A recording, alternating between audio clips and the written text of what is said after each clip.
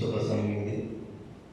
ప్రపంచంలో ఎవరికి లేని మహాభాగ్యం క్రీస్తుని పోలి నడుచుకుని క్రీస్తులో ఉన్నవారికి దేవుడు కలుగజేశాడు.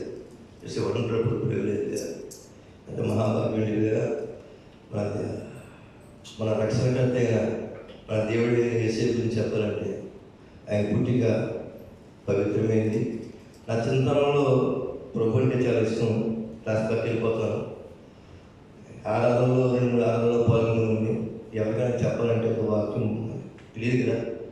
ఎలా చెప్పండి అంటే మా దేవుడు పరిశుద్ధుడు, మా దేవుడు పుట్టుక పరిశుద్ధం, పరిశుద్ధాత్మ మరియమ్మ గర్భం ధరించింది. మా దేవుడు పుట్టుక పరిశుద్ధం. మా దేవుడు ఆపుల కోసం రక్తాన్ని చెందించాడు. మా దేవుడు పునరుత్థానుడై ఆరోహణమై తండ్రి యొక్క పక్షాన కూర్చున్నాడు. మా దేవుడు మళ్ళీ తిరిగి వస్తాడు, మమ్మల్ని తీసుకునేవాడు. అందుకనే మన క్రైస్తవులు చెప్పడానికి ఇవ్వదు. ఆయన జన్మ మన పునరుత్థానం ప్రకటించడమే క్రైస్తత్వం. దేవుడు మనకి ఇచ్చిన ఆధిక్యత. ఈ ఆధిక్యత భూమి మీద ఎవరికి లేదు కదా. మన దేవుడు గొప్ప దేవుడు, మన దేవుడు భావనమైన దేవుడు, మన దేవుడు సమాధానకర్త, ఆశ్చర్యకరుడు.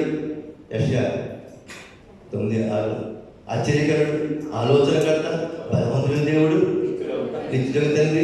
అదే రకంగా విశ్వసీపుడు కుమారుడు అనుగ్రహించబడిన ఆయన భుజం మీద రాజ్యభారములు, మన భారములన్నీ మోసి, మన శాపభారాలన్నీ ఆయన భరించి మన పరలోక రాజ్యాన్ని నడిపించే దేవుని కలిగిన మన జీవితాలు ఎంత ధన్యత.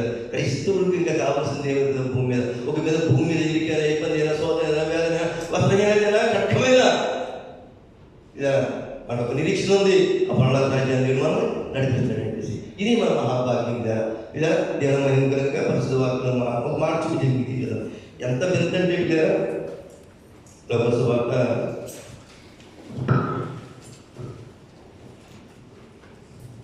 శుభవార్త 2వ అధ్యాయము 8 నుండి బాగా చదవగలను. 8 నుంచి 14.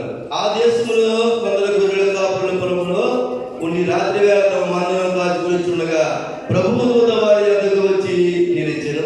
ప్రభువు మహిమ వారి చుట్టూ ప్రకాశిస్తున్న వారు మిక్కిలి భయపడి, అయితే ఆ దూత భయపడుకుని ఇదిగో ప్రజలందరికీ కలుగు మహా సంతోషకరమైన శుభవార్తమానము మీకు తెలియజేసింది. ప్రజలందరికీ, కేవలం క్రైస్తవులకు కాదు, ప్రజలందరికీ, యావత్ భూమి మీద ప్రపంచంలో ప్రతి ఒక్కరికి కలుగు మహాశక్తి మహాదేవుడు కదా.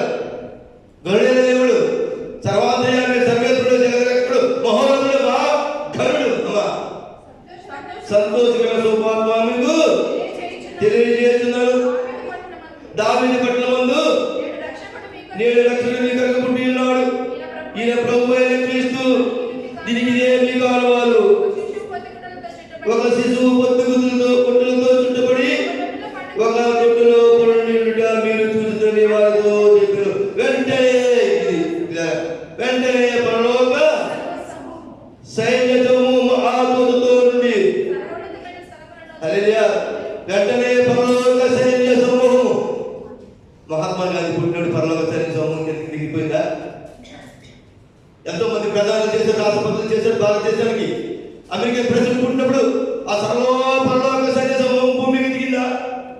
అందుకే ఆశ్చర్యకరుడు, అందుకే గొప్ప దేవుడు, అందుకే మహోన్నతుడు. పరలోక సైన్య సమూహము ఆదూతతో కూడా ఉండి సర్వోన్నత స్థలములలో దేవునికి మహిమయు ఆయనకి ఇష్టమైన మనుషులకు భూమి మీద సమాధానములను గాని హల్లెలూయా, దేవునికి స్తోత్రం చెప్పు. సర్వోన్నత స్థలంలో ఈ సర్వోన్నత సర్వపరిశుద్ధ మందిరము, ఈ మందిరంలో దేవుడు మహిమ పొందుతున్నాడు కదా. మహిమ దేవుడు ఘనత పొందుతున్నాడు. అందరూ ఒకసారి సర్వోన్నత దేవుడికి సర్వోన్నత స్థలంలో 2 చేతులు చెప్తే దేవుని స్తుతిద్దామా? హల్లెలూయా. క్రీస్తుని పుట్టినో, క్రీస్తుని పుట్టినో. హ్యాపీ క్రిస్మస్, వెరీ వెరీ కమలో, very very Christmas, very very Christmas, happy Christmas. సందడి చేద్దామా? సీదా బాగా హృదయం పొంగిపోయింది. ఈ సందడి ఎక్కడ ఉండదు.